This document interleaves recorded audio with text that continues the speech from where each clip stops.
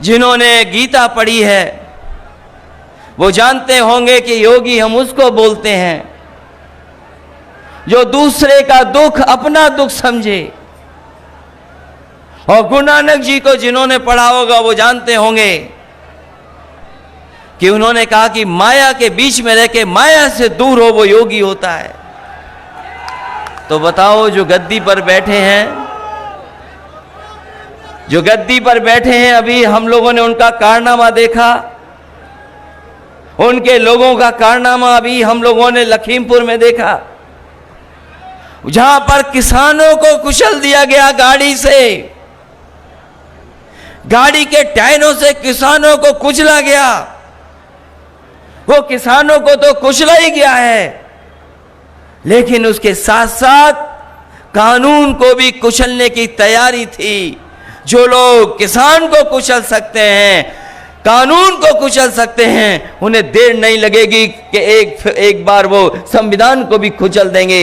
इसलिए हम आपसे निवेदन करने आए, जब हम चौधरी यशपाल जी को याद कर रहे हैं तो हमें समाज और देश को कैसे बनाना है। हमारे किसान अन्नदाता हैं, वो हमारा पेट भरते हैं, अन्नदाता हमारा पेट भरता है, हमें पहनने को कपड़े देता है, और उसको इस तरीके से अपमानित होना पड़ रहा। क्या क्या नहीं कहा जा रहा किसान भाइयों, आपको मवाली कहा जा रहा, इनका बस चले तो आतंकवादी कह दें आपको। न जाने कितनी बार अपमानित होना पड़ा है, लेकिन हम अपने किसानों को बधाई देना चाहते हैं। भारतीय जनता पार्टी ने कितना भी अपमानित किया होगा, लेकिन वो अपने संघर्ष से पीछे नहीं हटे हैं। उन्होंने भी ठान लिया है कि जब तक बैठे रहेंगे, जब तक ये 3 कानून वापस नहीं होंगे। और यही हमारे लोकतंत्र की ताकत है कि हम लड़ना भी जानते हैं, गद्दी पे भी बैठाना जानते हैं, और जब मौका मिलेगा तो गद्दी से हटाना भी ये जनता जानती है।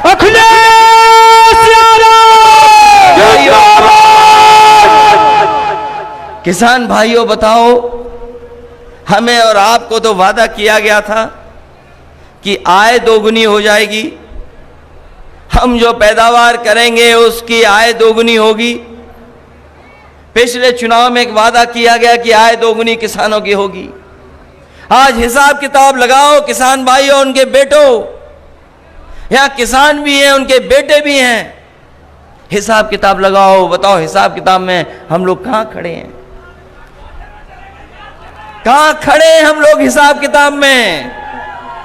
कौन सी चीज महंगी नहीं हो गई। अभी तो हमारे गन्ने का हिसाब नहीं मांगा है, गन्ने का बकाया है किसानों का, लेकिन हमारे मुख्यमंत्री कहते हैं किसानों को भुगतान हमने लाखों करोड़ रुपए कर दिया है, और गन्ना न बोया करें क्योंकि डायबिटीज हो जाती है उससे। हमारे ऐसे मुख्यमंत्री हैं, वो भुगतान तो बता रहे हैं कि इतना भुगतान हो गया, लेकिन हमारे गन्ने के किसान भाई जानते हैं कि अभी भी 4000 करोड़ से ज्यादा किसानों के गन्ने का बकाया है। खेतों में गन्ना खड़ा, पिछले साल का भुगतान नहीं।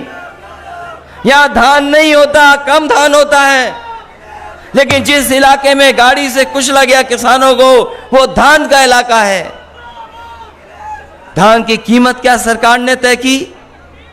1000 रुपया कुंटल नहीं बेच पा रहा हमारा किसान, 1000 रुपया भी नहीं बिक रहा किसान का। गन्ने का भुगतान नहीं, धान का कीमत नहीं।